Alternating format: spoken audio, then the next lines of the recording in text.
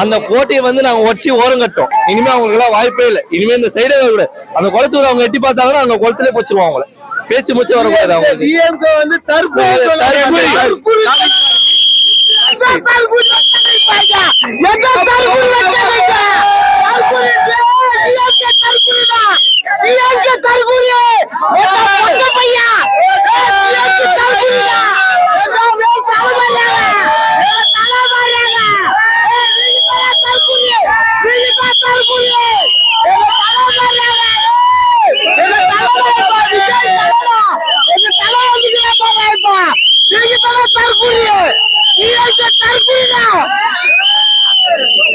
கூட்டம் ஓட்டா மாறாதுன்னு சொல்லிக்கிட்டே இருந்தாங்க. இப்ப என்ன சொல்ல வரீங்க? அதெல்லாம் மாறி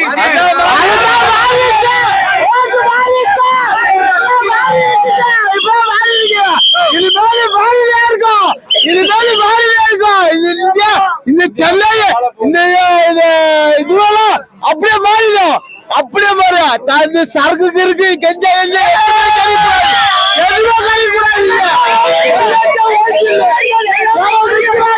அவ்வளவு பொருள் வலிக்குது. எவன் விற்கிறாளோ சரக்கு பாட்டில குவாட்டில கஞ்சா எவன் விற்கிறாளோ அவனை கோல்டு போல விற்காச்சு.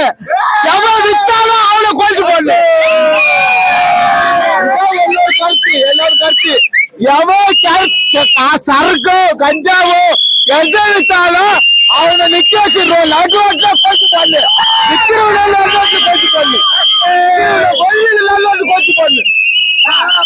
தளபதி அரசியல் தொடங்கினதுக்கு அப்புறமே காட்டை துறைமுருகன் இந்த மாதிரி ஆளுங்கலாம் ரொம்பவே தளபதி தாக்கி பேச ஆரம்பிச்சாங்க. இதை பத்தி என்ன நினைக்கிறீங்க? காட்டை துறைமுருகன் தளபதி ரொம்ப தாக்கிலாம் பேச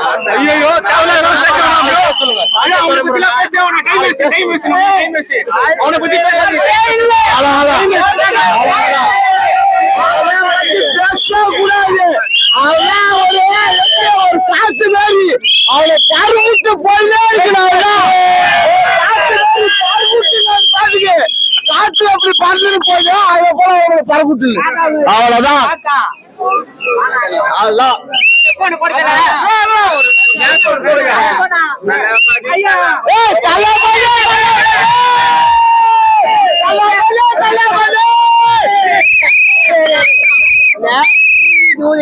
பத்தி எதாவது பேசுறாங்க. நம்ம விஜய் பத்தி அந்த தூவி மட்டும் நேரில் வந்தா கால் வச்சு அப்படி மெரிச்சிடுவேன்.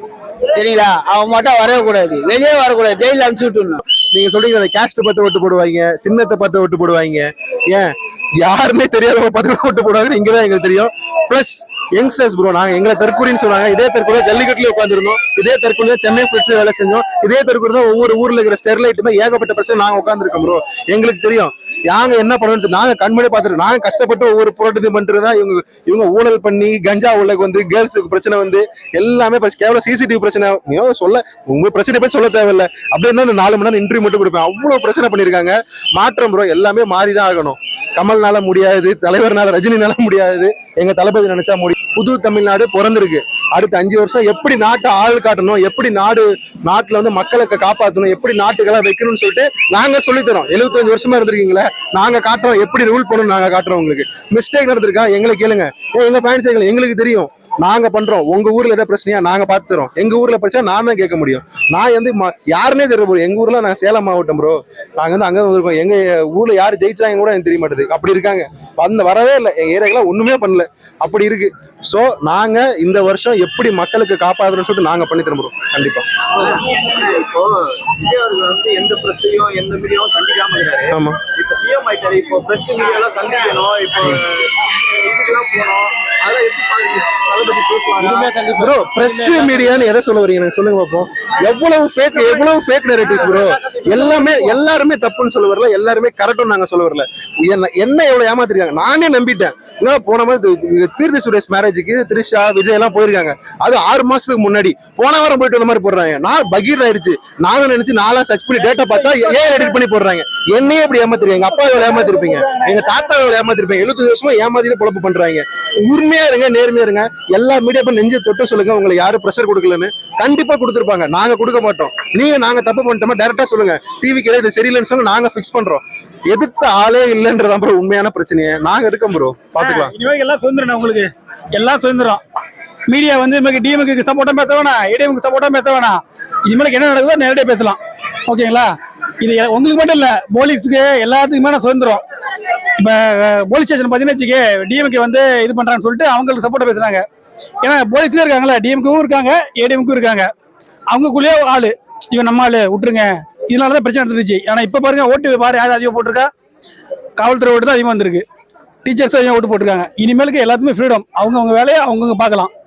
இதுதான் பொதுவா கட்சி ஆரம்பிச்சதுல இருந்து ஒரு விஷயம் போயிட்டு இருக்கு, தற்கொலை கூட்டம். இன்னைக்கு என்ன சொல்ல, அதான் மாதிரி இப்ப இந்த வெற்றி தான் தற்கொலை கூட்டம். அப்ப பாத்துங்க, இந்த தற்கொலைங்களா சேர்ந்துதான் அவங்க 75 வருஷம் ஒரு கட்சியோட தலைவர் அவரு ஜாலியன் வாலாபாக்கு அப்புறம் ஒரு தலைவர் வந்து இறங்கினதே இல்லையா. நாங்க புதுசா எழுதி வச்சுக்கோங்க. அவங்க ஸ்டாலின் சார் நீங்க நல்லா இருங்க, அடுத்த எலெக்ஷனும் நீங்க நில்லுங்க, அப்பதான் எங்களுக்கு ஒரு போட்டி இருக்கும். சும்மா இந்த மாதிரி நாம் தமிழர் நான் சொல்ல விரும்பல, நம்ம நிறைய கட்சி இருக்காங்க, அவங்க எல்லாம் போட்டியோட நீங்க வந்தது கொஞ்சம் நல்லா இருக்கும்னு நினைக்கிறேன்.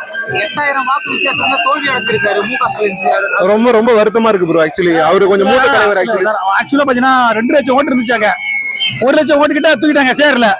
அதனாலதான் வின் பண்ணிட்டு இருந்தாரு. குளத்தூர் அவர் 2 இருந்துச்சு. இதுக்கப்புறம் ஜென்மத்துக்கு வர முடியாது. அவரு எழுதி வச்சுங்க. காலங்காலமா நீங்க எலெக்ஷன் போய் பாத்துருக்கலாம், 5 to 6 3% ஓட்டு வந்துச்சு. ஏன்னா நேர்மையா பிஎல்ஓ நாங்க உள்ள இருக்கோம், எங்களுக்கு தெரியும் வராத ஓட்டு நீ 100 ஓட்டு போட்டுக்கோ, நான் 100 ஓட்டு போட்டுக்கிறேன்னு சொல்றது இப்படிதான் நடந்திருக்கு ப்ரோ. கடந்த 15 வருஷம் எலெக்ஷன்ல நான் 5 to 6 எலெக்ஷன்ல மட்டும் 12% போலாகும் ப்ரோ. இந்த டைம் 3% போல. யாருனால? எங்களால.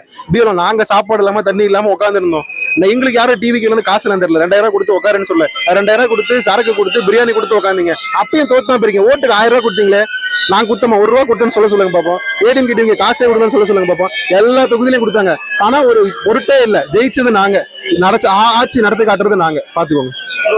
இப்போ பதவியேற்பு ஜோசப் விஜய் நான் அப்படின்னு சொல்லிட்டு ஒரு தளபதி சொல்லும் போது எவ்வளவு வெயிட் பண்றீங்க ப்ரோ? ஆக்சுவலி லிட்டரலி விட்டு அழுகணும் ப்ரோ. ஆக்சுவலி ரொம்ப கடந்த 2.5 மாசமா பாத்தீங்கன்னா வச்சுக்கோங்களேன், ஏகப்பட்ட குடைச்சல் ப்ரோ. எங்களுக்கு மன ரீதியா சரி ரொம்ப கஷ்டமா இருக்கு. எங்க அப்பா அம்மாலாம் நாங்களும் அவ்வளவு பெரிய பொலிட்டிக்கல் பேக்ரவுண்ட் இல்ல, எங்க வீட்லயே பயப்படுறாங்க. பார்த்து பேசுறா மைக்ல ஏதாவது வந்துட போறாங்க, ஏன்னா நீ பேசி கத்துற முன்னாடி நிக்கிற. உண்மையிலே சொல்றேன் ப்ரோ, தளபதி தோத்துருந்தா, டிவிக்கு தோத்துருந்தா எங்க எல்லாத்தையும் கட்சி போட்டு தூக்கிருப்பாங்க. தொகுதிக்கு 10 பேர் நோட் பண்ணி வச்சிருக்காங்க. இவன் தான் பேசுறான், இவன் தான் முன்னாடி நிக்கிறான் அப்படின்னு சொல்லி கட்சி போட்டு வச்சிருந்தாங்க. கடவுள் புண்ணியத்துல எங்களுக்கு தளபதி எல்லாம் கட்சி போட்டு வச்சிருக்காங்க. மன உளைச்சல் கொடுத்துருக்கீங்க. இந்த கரூர் விஷயத்துல எவ்வளவு கேவலமா பேசுனீங்க. ட்விட்டு போட்டாங்களே, தளபதி யாரு, இவரு போட்டாரு, ரஜினி போட்டாரு, கமல் போட்டாரு, எல்லாம் ட்விட்டு போட்டாங்க. அதுக்கப்புறம் எவ்வளவு பிரச்சனை இருந்துச்சு. ஒரு வார்த்தை பேசுனீங்களா? பதவி ஏற்ற பிறகு ப்ரோ தளபதியோ ஒரு சின்ன வேண்டுதல், நாங்களும் மேலிடத்துல சொல்லுவோம். 51 பேர் இறந்தாங்க, அந்த இடத்துக்கு போயிருங்க தளபதி. 41 பேர் இழந்திருக்காங்க. ஏன்னா ஜெயலலிதா அம்மா சொன்ன மாதிரி ஜெயிச்சுட்டு தான் சட்டசபைக்கு போகணும்னு சொன்னாங்க. அதே மாதிரி ஜெயிச்சுட்டு தான் எங்க தலைவர் கரூர் போயிருக்காரு. மனசுல வச்சிருப்பாரு நான் நினைக்கிறேன். எந்த இடத்துல எங்க பர்மிஷன் தெரியலையோ, எந்த இடத்துல எங்க வேணான்னு சொன்னாங்களோ, எந்த மக்கள் எங்களை கஷ்டப்பட்டாங்களோ அந்த இடத்துக்கு போயிட்டு எங்க தளபதி மக்களுக்காக நிற்பாரு. எல்லா குடும்பத்தையும் நாங்க சாவர வரையும், கட்சி தமிழக வெற்றி கழகம் இருக்கிற வரையும் 41 குடும்பத்தை நாங்க பார்த்துப்போம். சூரியன் காணவில்லை, சூரியன் காணவில்லை.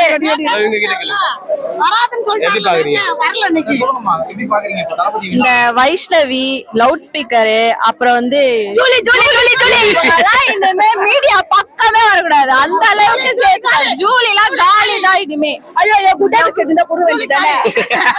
ஜூலிலாம் ஒரு ஆளையில கிட்டி திருடி இவ்வளவு பேச்சு பேசி இனிமே எந்த வீடியோ அவளை போடவே கூடாது. எதுலயுமே அவளை பார்க்க முடியாது இனிமே.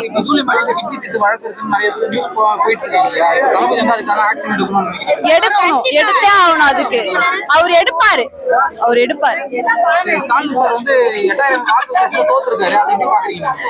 மக்களோட கடுப்பா இவ்வளவு தூரம் வந்ததே பெருசு. மக்களோட கருணை தான் அது. அவ்வளவு தூரம் வந்ததே அது மக்களோட கருணைனால தான் அவர் இவ்வளவு தூரம் வந்திருக்காரு. 8000 ஓட்டே. சென்னையே டிஎம்கே கோட்டை, நாங்க இப்போ டிவிகே கோட்டை. நாங்க ஆக்கப்பூர்வமா பேசுறோம். பயிற்சி எடுக்கிறவங்களை பத்தி நீங்க கேள்வி கேக்குறீங்க. நாங்கெல்லாம் வந்து எப்படி சொல்றேன்னா, ரோட்ல 4 பேர் கட்சியை பத்தி நாங்க பேசவே மாட்டோம். அவர் என்ன சொன்னா 10 தொகுதி ஒரு 5 தொகுதி கூட வராது டிவிக்கு அப்படின்னு சொன்னாங்க. ஆனா அவங்க சார் அவர் மட்டும் இல்ல, நம்ம சவுக்கு சங்கர் இருக்காரு, சவுக்கு சங்கர் சொன்னாங்க வராதுன்னு சொன்னாரு. ரங்கே பாண்டராஜ் இருக்காரு, அவர் வந்து 10 எலெக்ஷனே பேச மாட்டேன் சொன்னாரு. இதெல்லாம் அவர்கிட்ட காட்டுறீங்க நீங்க. ஒரு தொகுதி இல்ல 10 தொகுதி சொன்னாரு. 10 தொகுதி பிடிச்சானா நான் அரசியலே பேச மாட்டேன் அப்படின்னாரு. எனக்கு பாருங்க 110 மேல பிடிச்சிருக்காங்க. நாம் தமிழர் ஓட்டெல்லாம் எனக்கு எண்ணல நினைக்கிறேன். அவங்க ஓட்டு மட்டும் எண்ணாம இருக்கு. கடைசியில இல்ல 8 மணிக்கு மேல எண்ணுவாங்க. அவங்க ஓட்டெல்லாம் 8 மணிக்கு மேல எண்ணுவாங்க எல்லாரும். இன்னொன்னு, எந்த வருஷமும் இந்த வருஷம் நானும் கிட்டத்தட்ட ஒரு 4 எலெக்ஷன் ஓட்டு போட்டிருக்கேன். நோட்டாவுக்கு வந்து இந்த டைம் நோட்டாவுக்கு ஓட்டு பாத்துருக்கீங்களா? ரொம்ப ரொம்ப கம்மி. ஏன்னா மக்கள் வந்து இந்த வருடம் ஆர்வமா ஓட்டு போட்டிருக்காங்க. ஒரு குடும்பமா ஓட்டு போட்டிருக்கோம். பசங்க மட்டும் போடல, குடும்பமா ஓட்டு போட்டிருக்கோம்.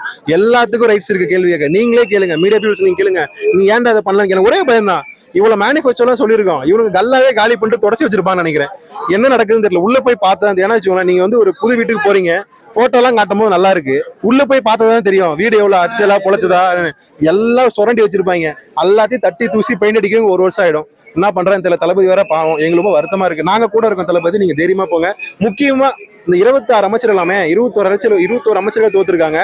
எல்லாத்துக்கும் சக்க பாடம். 4000 குத்திங்க இல்ல தோத்துருக்கோங்க வந்து 21 அமைச்சர்கள் வந்து தோத்துருக்காங்க. ரொம்ப ஷாக்கிங்கா இருக்கு. பிடிஆர் சார் தான் இருந்தாரு, அந்த திமுக கொஞ்சம் பிரைன் இருக்காரு, அவரே தோத்துருக்காரு. ரொம்ப ஷாக்கிங்கா தான் இருக்கு. கவலைப்படாதீங்க சார், டிவிக்கு அன்புடன் வரவேற்கிறது. யார் வேணாலும் வாங்க, நல்லவங்களா வாங்க, அவ்வளவுதான்.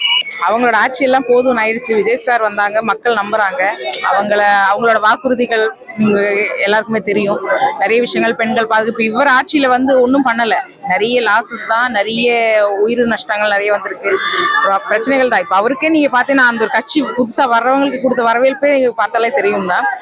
ஸோ எல்லாருக்கும் தெரிஞ்ச விஷயம் தான். அவர் கான்ஃபிடென்டா தான், நாங்க அவரோட சப்போர்ட்டிவ்ன்றதுனால ரொம்ப கான்ஃபிடென்டா தான் இருந்தாங்க. ஸோ அதனால அந்த ரிசல்ட் இன்னைக்கு தெரிஞ்சு 70 வருஷ கட்சினாலே அவங்க குடும்பம் தான் நடத்திட்டு இருக்காங்க ஆட்சி. இப்போ அவரு தனி மனுஷனா வராங்க, அவரு மக்களுக்கு செய்யணும்னு வராங்க, மக்கள் அவரை நம்புறாங்க. இந்த 70 வருஷம் ஆட்சி இந்த மக்களுக்கு தெரியும் தானே. சரி, இப்ப இன்னைக்கு இந்த லீடிங்ல நிக்கிறாங்கன்னா இத்தனை மக்களுக்கும் தெரியும் தானே 70 வருஷம் கட்சி இது ஏன் ஓட்டு போடல. ஸோ அவரோட ஆட்சி தெரியும், போதும் அப்படின்றத தெரியும். அதனாலதான் இவரை நம்புறாங்க, அவர் செய்வாங்க, மக்களுக்காக இருக்கிறாங்க, எல்லாத்தையும் விட்டு வராங்க. ஸோ எல்லா விஷயத்துலயுமே பார்த்தா தெரியும், படத்தை விட்டு வராங்க, எல்லாத்துலயுமே பாக்குறாங்க. ஸோ அந்த கான்பிடென்ட் தான். ரங்கராஜ் பாண்டே வந்து என்ன சொல்லியிருக்காருன்னா 10 தொகுதி டிவிகே ஜெயிச்சிருச்சுன்னா நான் அந்த வேலையை விட்டே போயிடுறேன் அப்படின்னு. பண்ணட்டுமே நிறைய பண்ணிட்டாங்க. இந்த சாட்டை சொன்னாங்க, ஒரு இது கூட எடுக்க மாட்டாங்க, டெபாசிட் கூட எடுக்க மாட்டாங்கன்றாங்க.